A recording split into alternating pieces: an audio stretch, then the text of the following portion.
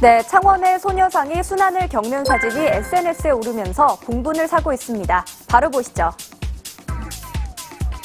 지난 24일 위안부 피해자 추모 소녀상 옆에 자전거가 세워져 있고 소녀상의 발목엔 자물쇠가 채워져 있습니다. 이 장면을 목격한 한 시민의 신고로 경찰이 출동했을 때는 자전거 주인을 찾지 못했는데요. 다음 날이 자전거 주인이 제 발로 파출소에 찾아왔는데 찾아온 이유가 더 황당합니다. 누군가 자신의 타이어에 펑크를 냈다고 신고를 하러 온 겁니다. 지난 3월 부산에서도 누군가 소녀상에 자전거를 묶은 일이 있었는데 이번 일로 인해 소녀상의 관리가 또 다시 쟁점이 되고 있습니다. 더운 날씨 때문에 불쾌지수가 높아져서일까요? 한 20대 남성이 주차 문제로 분노하다가 급기야 이웃 주민의 차를 엉망으로 만들어놨다고 합니다.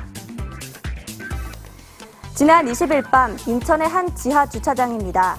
한 남성이 차에 다가가더니 다짜고짜 골프채로 앞유리를 내리칩니다. 또 차 주인에게 전화를 해서 욕설과 폭언도 한 것으로 전해지는데요.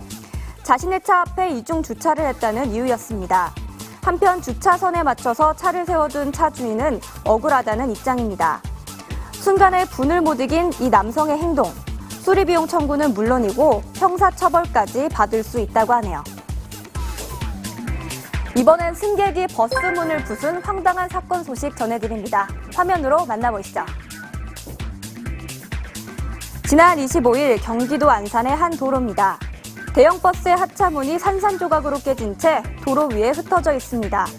차량 접촉 사고가 아니라 한 승객이 부순 겁니다. 당시 버스에 같이 타고 있던 목격자의 말에 따르면 20대 남성 승객이 정류장에서 내리려는 순간 문이 닫히자 아직 안 내렸다면서 주먹으로 유리문을 깨트린 거라고 합니다. 무슨 급한 일이 있었던 건지 무쇠주먹의 이 남성, 버스기사에게 자신의 번호를 남기고 유유히 사라졌다고 하네요. 국민 모바일 메신저로 불리는 카카오톡, 이번에는 은행 사업에 뛰어들었다고 합니다. 27일 어제 카카오뱅크가 출범한 첫날입니다. 무려 14만 계좌를 돌파하는 등 반응이 뜨거웠습니다. 심지어 시스템이 한때 마비되면서 서비스에 차질을 빚을 정도였다는데요. 회원가입도 간단하고요. 국내외 송금도 간편하고 저렴하다는 장점이 매력으로 꼽히고 있습니다. K뱅크에 이은 카카오뱅크 돌풍에 기존 금융시장이 바짝 긴장하고 있습니다.